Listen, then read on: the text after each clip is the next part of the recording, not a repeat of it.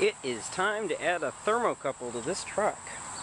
I'm going to be putting in a thermocouple at the grate, courtesy of Sean French.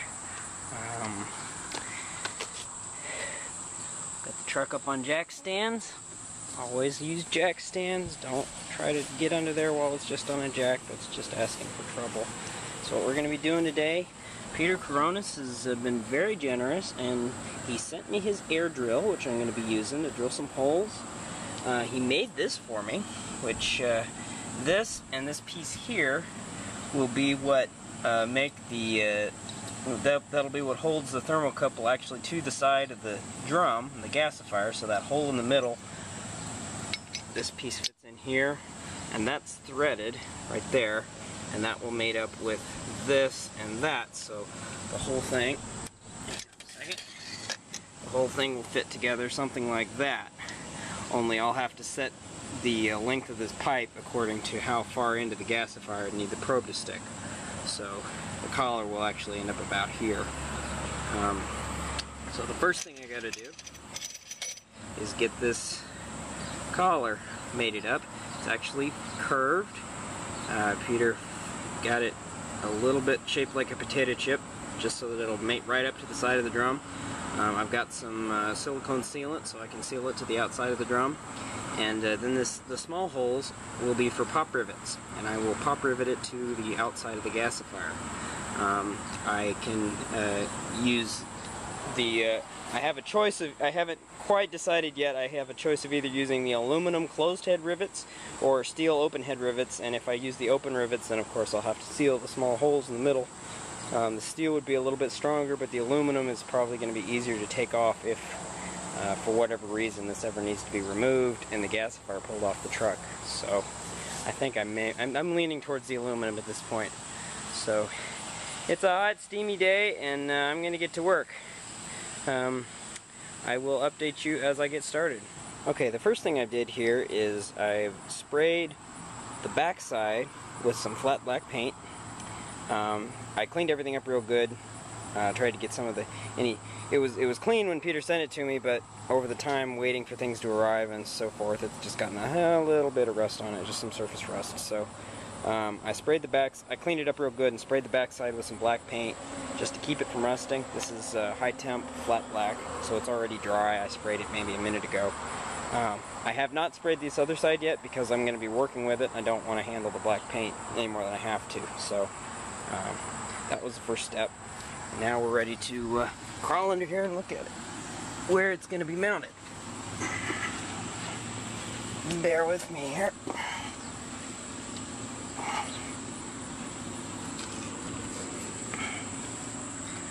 It'll be easiest if I just put the camera up there instead of my head. Alright. So, let's see if I can get this right. Yes. Okay. So, this is more or less what we've got going on. There's the floor is right there, and this cross brace is right here. So, I'm going to be working within that space. I've got to drill out that center hole with a step drill bit, and then each of the side holes that I want to use for a rivet has to be drilled out as well, and then I can attach it. If there is a hole that's too hard to get to, I'm just going to skip it, and we'll just rely on the other rivets to take the weight. But you can see this is more or less where we're at under the truck. The camera is pointed toward the front of the truck right now. This is the grate shaker.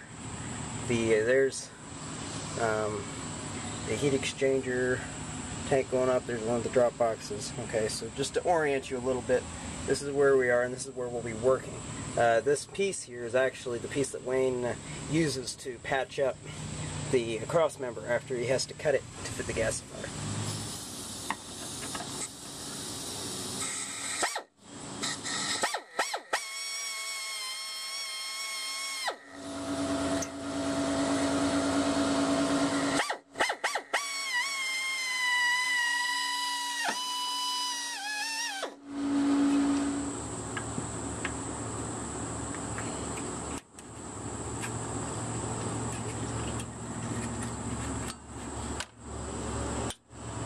Okay, looks like we've penetrated everything all the way through.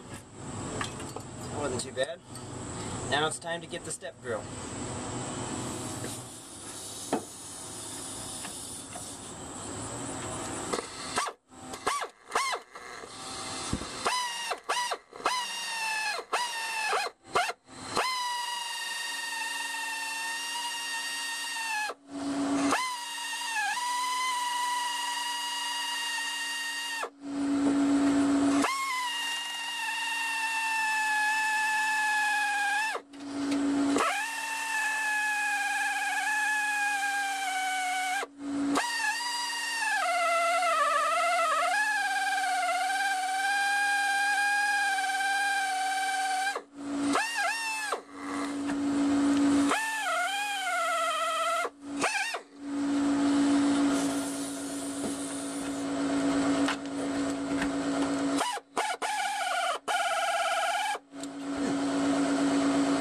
Much better now.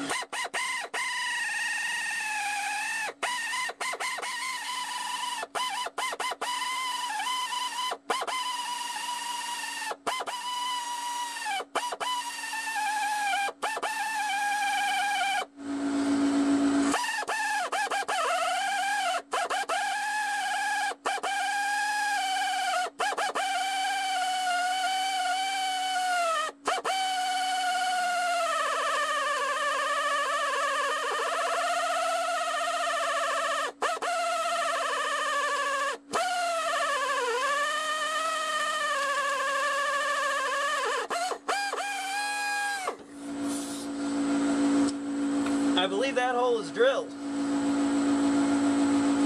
Alright, after a short break, it's time for round 2. The large hole has been drilled, so now what we need to do is we're going to start drilling holes and pop riveting for that flange. So what I've got there is I've inserted the tube partway in, so that will help keep things centered, and then I've got it indexed so that that's the top, and I'll be able to drill all the holes all the way around there and put the rivets in. So we've got our drill set up and ready. We've got our silicone. I am using plain silicone because regular silicone is actually good to 400 degrees, and that's at least as good as the temperature rating of the regular paint, which has been just fine on there. And this is actually one of the colder areas of the gasifier, so as far as I know, regular silicone is plenty sufficient. I'll be very interested to see how it does. It should do just fine. So we've got our closed-end aluminum rivets and riveter on loan from Peter Coronis, and everything is set to go. So we're gonna start drilling. I'm gonna clean up the hole here with a little bit of alcohol just to get the dirt and the cutting grease off.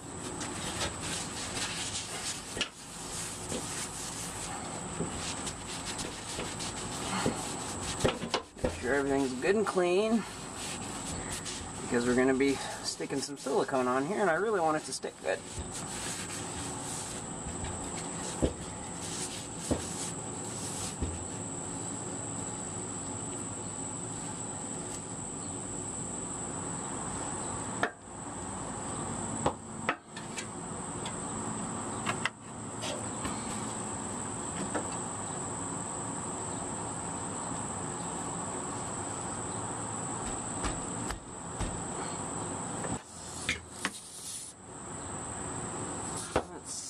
Drill this one.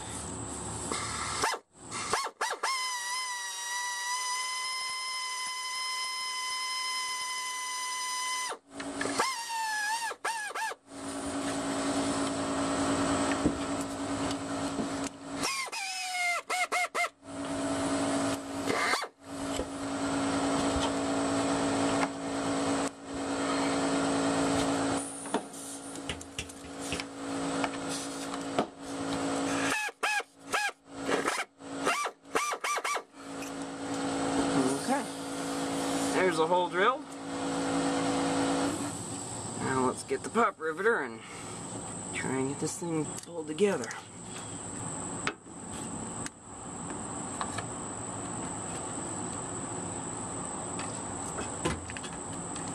Alright, now that's not seated quite the way I want it yet, so I'm not going to put any pressure on this. Let's see if we can't get it a little closer in there.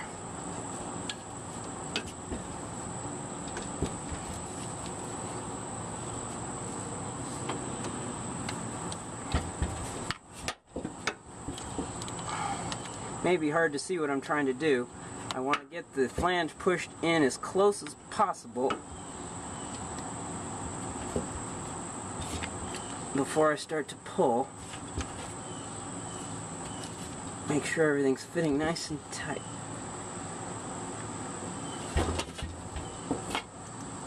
Then I just start to gently squeeze, make sure everything's holding together, and pull it through.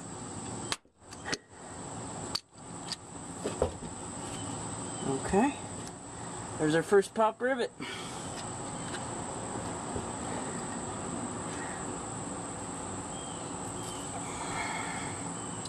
Now we'll get one more. Don't really want to pull this out until we've got another rivet in place. Okay, so I'm gonna drill out this hole. And it won't be exactly 180 degrees apart from the last one I did, but I think it should be enough to where it'll hold everything in place.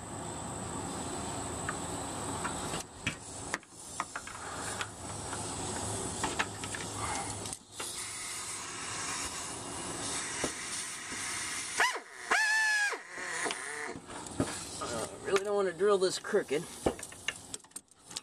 That's a little better angle.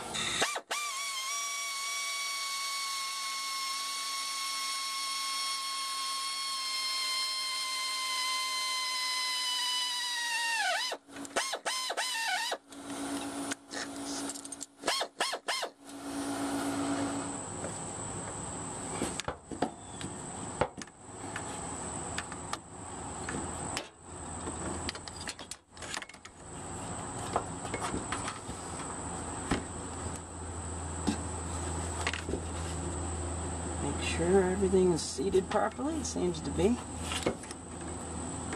Sure we're not in at an angle or anything.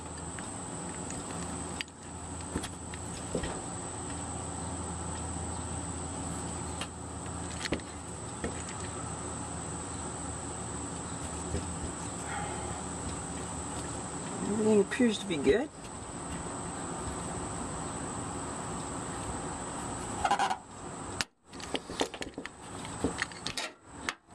And there's rivet number 2.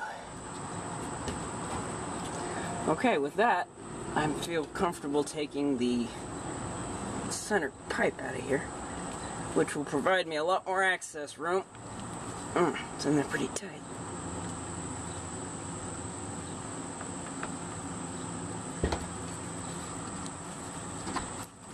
There it comes. Okay. Now we have full access to the rivet holes. And they're all in the same, they're all going to stay put. So now I can go ahead and drill out a couple more at a time, and we can get this thing locked down.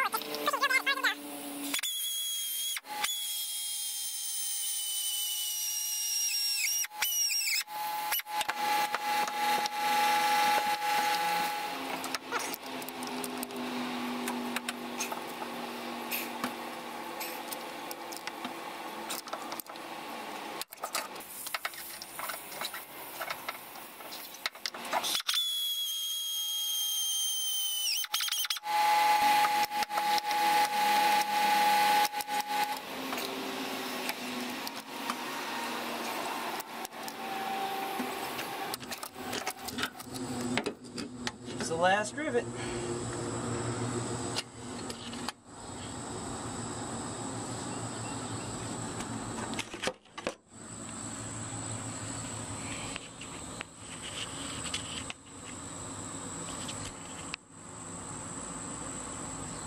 Sure, although you can see that.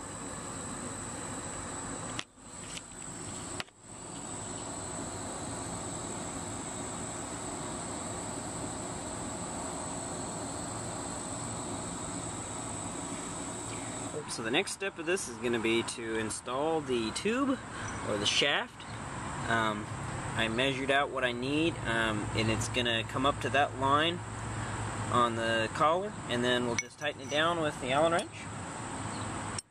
And of course, before we do that, we're going to put a good bit of silicone on in that section of the shaft, just to make sure everything seals well. And after I get that, I'll clean things up a little bit, and then we'll be ready to spray paint it and put some more fittings on. I had to cut off just a little bit of that pipe. It was too long, and when I put it in the first time, it hit the grate shaker rod. So we cut that a little bit short, but now it is installed. That is the final position where that's going to be, and so now I've got to tighten down some set screws, and we'll be ready to thread in the thermocouple. I have now sprayed the entire thing with flat black paint, and I've gone around the edges with silicone. Now, don't be confused. I'm not actually trying to get that to seal up the edges, although it will provide a secondary seal. The main purpose of that silicone is for me to monitor what the silicone seal that I can't see is going through as it heats and cools on the gasifier. So if I see all that silicone burn off of there real quick, then I know this seal is not going to work, and I'm going to have to take it apart and do something different. Okay, so now we're moving to the thermocouple itself. This came with a 1/4 inch fitting. I'm moving up to a 1/2 inch fitting to fit the pipe that Peter Coronis sent me. So I have siliconed these together and tightened them up pretty good. So these rotate now all as one unit. So that's these two together. This one is a compression fitting, and that will hold this from sliding. So when I tighten that down, this will no longer slide. So that will allow me to tighten this without having to rotate the entire weatherhead assembly right this minute.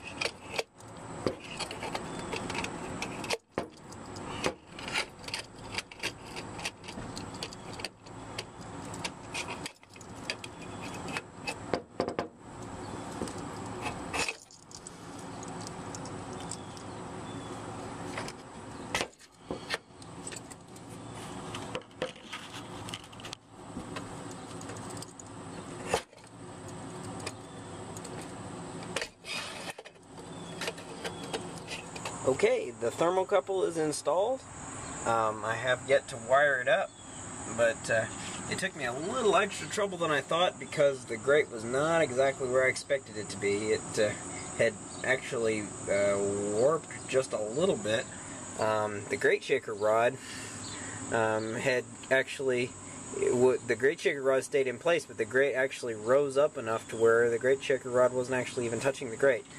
So the place that I stuck the probe in at was right on the edge of the grate, and it was wanting to go under, so I actually had to pull all the char out and get in there by hand and really help it along to get it in there. But after a little bit of finessing, it got right in there. So it's not going anywhere. I've tightened all these connections down. I've got silicone on everything.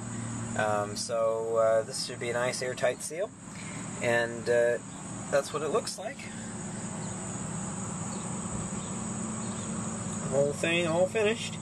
I am going to get a fitting to put on this, just to clamp down on the single wire that comes out of it that will run up to the front.